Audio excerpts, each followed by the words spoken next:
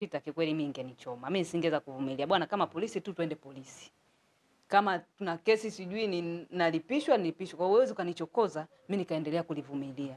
Unanidhalilisha, unanifedhesha mtandaoni kwamba jamani tumchangie na kodi, unanigombana na mimi kwani mimi ndo nilikunyima kodi?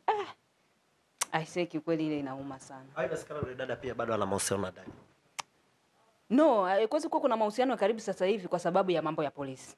Lazima Rita atakuwa na maumivu fulani moyoni. Kwa hiyo vinaweza vikaenda baadaye wakarudiana. Yaani anything vinaweza kutokea. Kwa sababu Diamond alishamwambia ukiona na umuhimu kwenye maisha yako unaweza ukarudi.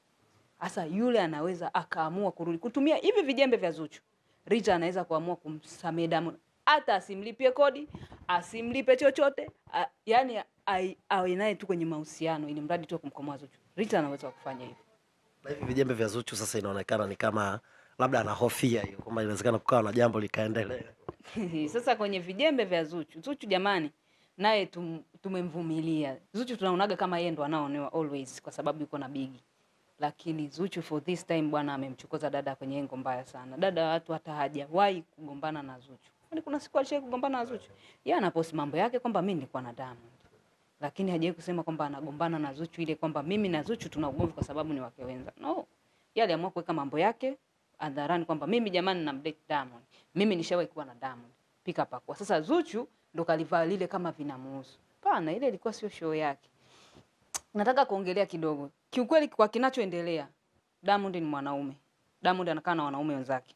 Diamond anashauriana na anaona kabisa kuna wanaume waliooa anaishi nao wanawake zao vipi. Lakini kwa behavior ambayo anaonyesha Zuchu, kwa 100% anasema Diamond hawezi kumuoa Zuchu. Diamond hawezi kumuoa mwanamke aina ya Zuchu. Sio kimaumbile, sio kisura, sio kuzu.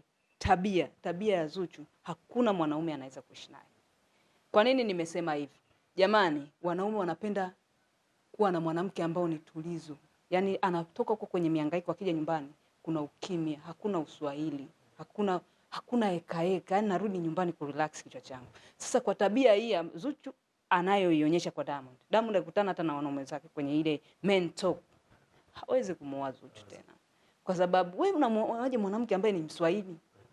Mwanamke ana muda kukupigia video call eti anamchamba kibao kata, anamchamba kabisa, yani ana Kigoma anamchamba kabisa mchepuko wako. Kuna mtu anaweza kukaa na mwanamke aina? Alafu jamani, Diamond sio tu mnamchukulia kwa sababu ni msanii mnaweza mkampeleka mnavyotaka. Hapana, Zuchu anamkosea Diamond. Diamond anatakiwa awe kama boss. Kimtoa mbali ya usanii ni boss wa makampuni mengi. Sasa unamtreat vipi? Anapomtreat Zuchu anapomtreat Diamond sio. Angalia Hamisa Mobeto. Sio kwamba namsifia kwa sababu ni mtu ambaye namfuatilia. No. Wanaume wanahitaji mwanamke aina ya Hamisa Mobeto. Tuachage yote tabia au labda kubadilisha wanaume, lakini alikuwa anatafuta chaguo sahihi. Amepata chaguo la sahihi, ameolewa, ametulia. Huwezi kumuona Hamisa anafanya